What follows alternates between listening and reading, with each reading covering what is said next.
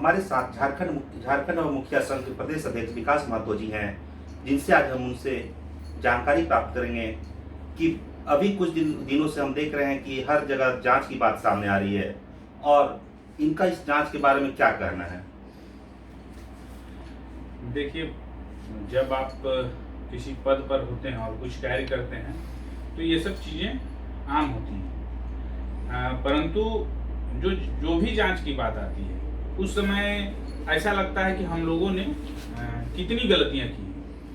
और जाहिर सा बात है कि पंचायत चुनाव के उपरांत जब हम लोग मुखिया बने तो हम लोगों ने चाहा कि अपने पंचायत को एक बेहतर पंचायत बनाएं और उसके लेके जो भी कार्य किए गए। और अभी जो भी जांच की बात आती है उसमें एक बात हमेशा आप देखिएगा कि मुखिया पे कार्रवाई होगी, मुखिया ने इतना का घोटाला किया है, मुखिया ने इतना का गबन किया है। तो हम लोगों को ये समझ में नहीं आता है कि एक मुखिया इतना पावरफुल होता है क्या कि प्रशासन के इतने पदाधिकारियों के साथ मिलकर वो काम करता है और सिर्फ मुखिया गमन कर सकता है, जबकि पंचायत में कार्य करने के लिए एक पूरी व्यवस्था है जिसकी निगरानी के लिए प्रखंड है, आज के डेट में जिला कार्यालय है और उसके बाद हम लोग किसी तरह का कार्य करते हैं। हाँ, बहुत सारे चीज़ों में क्योंकि जब हम लोग मुखिया चुनाव लड़ते हैं, जीत के आते हैं, तो एक आम लड़का, एक आम व्यक्ति पंचायत से चुनकर आता है, उसे बहुत सारे नियमों की जानकारी नहीं होती है, लेकिन बाकी पदाधिकारियों को तो नियम की जानकारी होती है। और हम लोग तो चाहते हैं कि जांच हो और अच्छी तरीके से जांच हो।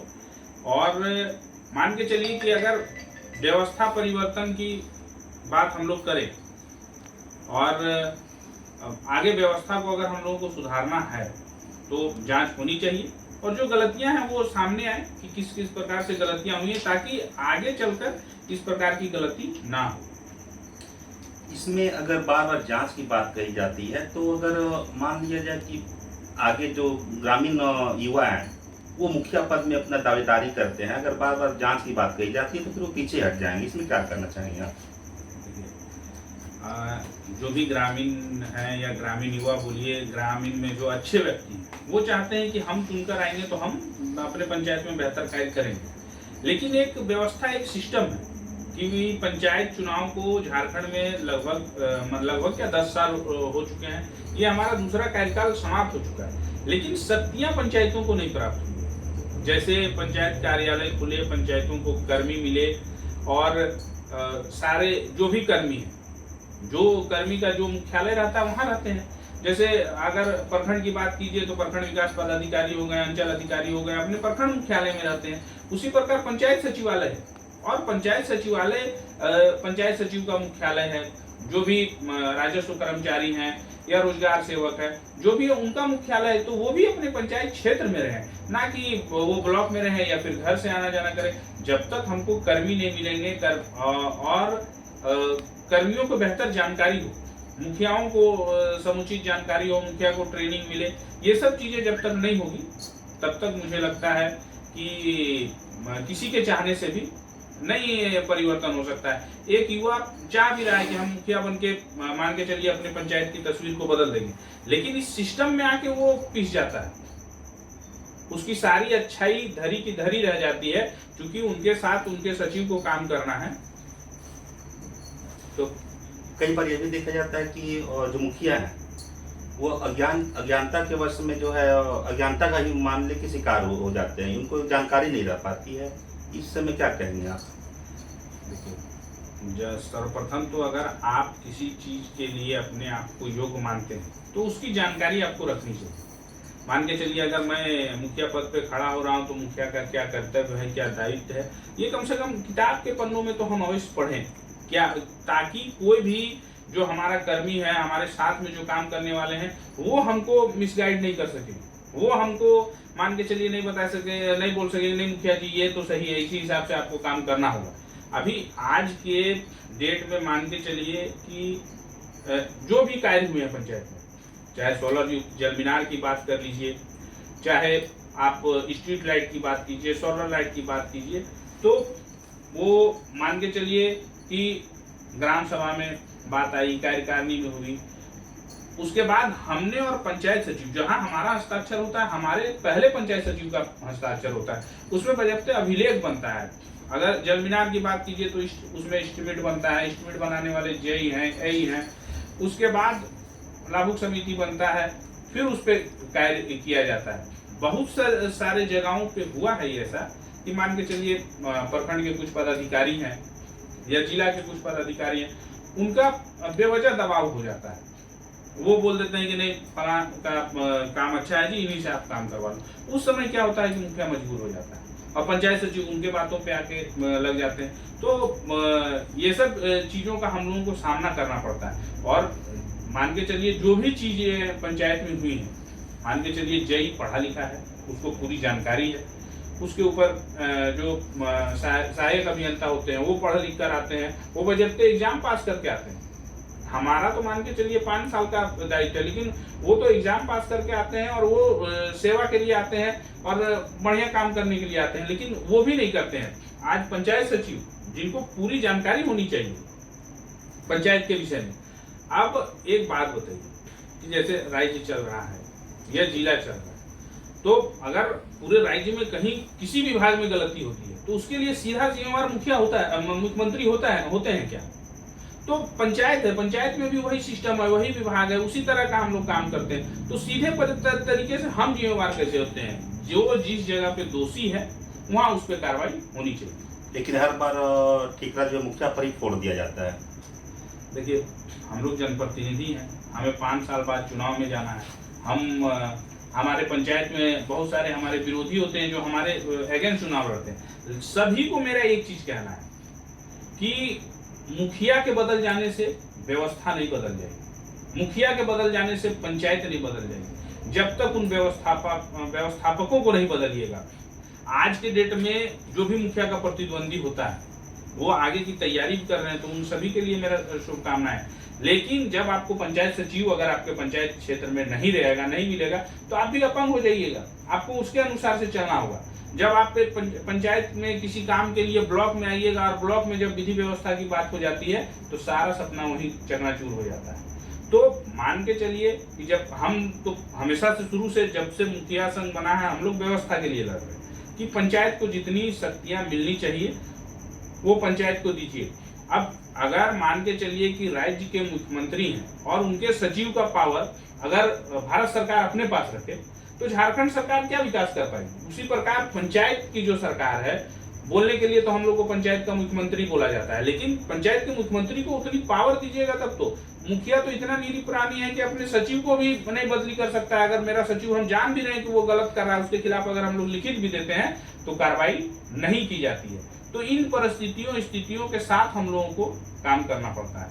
और चूंकि सबको लगता है जो संविधान का गठन हुआ है, जहाँ पे मुखिया को जो दर्जा दिया गया है, बोला जाता है कि ना विधानसभा ना लोकसभा सबसे बड़ी है ग्राम सभा। तो इसीलिए मुखिया का हर किसी के मुखिया पहला व्यक्ति है पंचायत का, जिससे सभी ग्राम के आम जनता को विश्वास होता है कि मुखिया जी के पास जाएंगे तो हमारा काम हो जाएगा।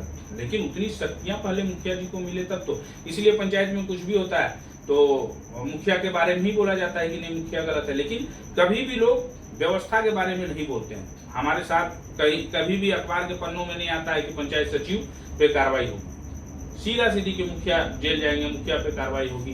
तो जो लोग भी गलत है, अगर कुछ गलतियां हमसे हुई है तो हम उसको स्वीकार करते हैं, लेकिन हमारे साथ जो जिन पदाधिकारियों ने गलतियां की और जिन पदाधिकारियों के दबाव में हम लोगों ने गलतियां की हैं उन पे भी कार्रवाई होनी चाहिए, तभी जाके व्यवस्था परिवर्तन होगा। अगर मान के चलिए आज हम मुखिया हैं, कल हो सकता है सीट मेरा सुरक्षित हो जाए, हो सकता है हम चुनाव नहीं लड़ें, हमारे स्थान पे कोई और मुखिया आएगा, लेकिन व्यवस्था अगर यही रही तो वो भी गलत हो जाएगा और वो भी अपने अनुसार पंचायत का विकास नहीं कर पाएगा। तो इसलिए सबसे पहले पंचायत को उतनी शक्तियां दी जाए और जो भी दोषी पदाधिकारी है सब पे कार्रवाई हो, चाहे वो कोई भी हो। हाँ, चाहे वो कोई भी पदाधिकारी हो। अगला सवाल, हर जगह चुनाव हो रहे हैं पर झारखंड में अब तक पंचायत चुनाव के बारे में कोई भी शुरुआत नहीं है, क्या कहना चाहेंगे? देखिए, हमें लगता है कि यहाँ भी तैयारियाँ हो रही हैं अब अभी कोविड का इस प्रकार का जो दौर बढ़ रहा है, ये दूसरा वेव है कोविड का। और चूँकि अभी पंचायत चुनाव हम लोगों का दिसंबर में हो जाना था, लेकिन दिसंबर में नहीं हुआ, तो हम लोगों का अभी कार्य अवधि 6 माह या चुनाव होने तक बढ़ाया गया है।